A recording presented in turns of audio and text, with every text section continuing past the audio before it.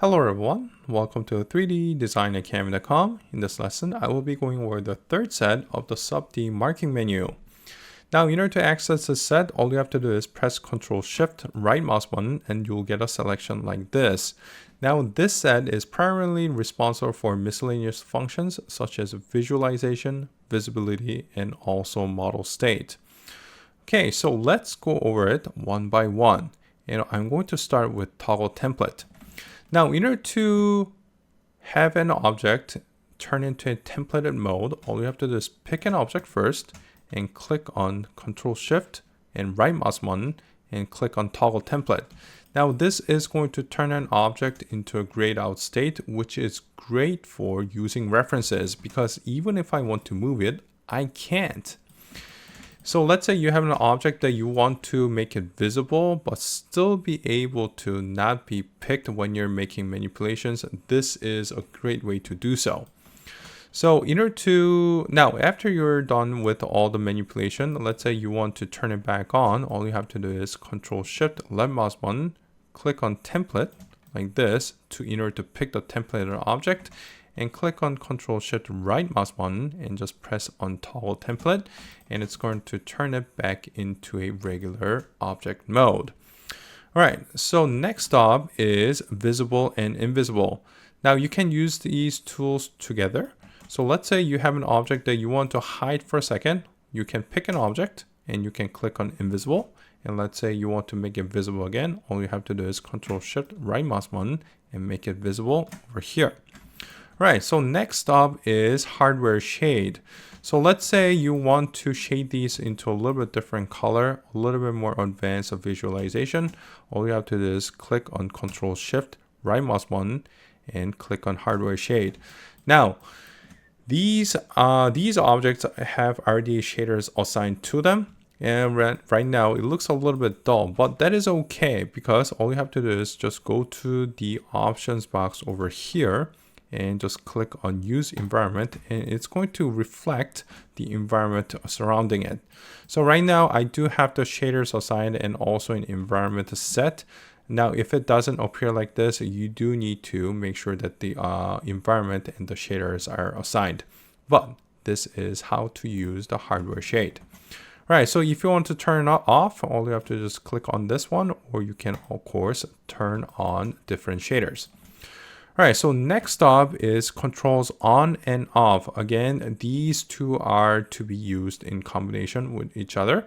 So let's say you have an object and you just want to turn the controls off. You can click over here to turn the controls off, all the CV structure.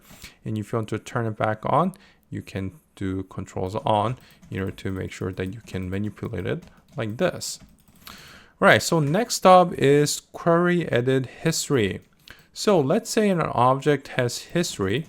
You can either go to the palette in order to get the history, or you can also use your marking menu like this. So press Ctrl Shift right mouse button, and if an object has history, you can click on it and you'll see that this one has modify crease applied to it. So you can click here like this, and let's say you pick nothing, you can go back to the history function. So all you have to do is query edit history like this, pick on the object, and you can modify it after the fact like this. All right, so after that, now toggle model allows you to turn the wireframes off so that you guys can see it in its basic shape without all the CVs and the isoprimes on. So it is a great way to check the model.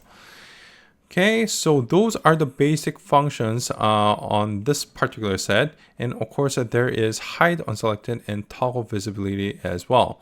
So let me just turn on the model like this. And let's say you want to pick one object and hide the rest. All you have to do is pick the object like this and click on hide unselected, and everything else but that particular object is going to disappear. And if you want to turn it back on, all you have to do is make it visible like this. But now let's say you want to switch out the visibility. Well, that's what toggle visibility is for. So let's say I want to make this invisible like this, but I want to switch out the visibility of the two sets of objects. All you have to do is click on toggle visibility, and you'll see that now this object is visible while the other two are invisible. And if you just click on toggle visibility again, it's going to switch back and forth. And if you want to make it all of the objects visible, and all you have to do is click on visible, and everything is going to show up. All right, so that is how you use the third set of the SubD marking menu. Thank you guys for watching, and see you in the next lesson.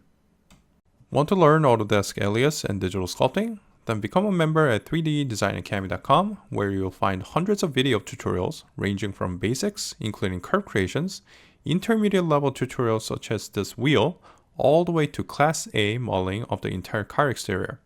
Interested? Visit 3ddesignacademy.com.